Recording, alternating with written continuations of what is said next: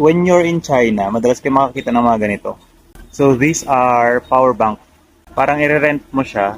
So may instruction naman dito. So these are deposit ka muna here and then scan to rent, then return mo anytime. Ibig sabihin, return anytime. Kapag may mga nakita kang ganitong slot or bakante sa ibang lugar kung saan ka pumunta, pwede mo nang siyang isoli doon.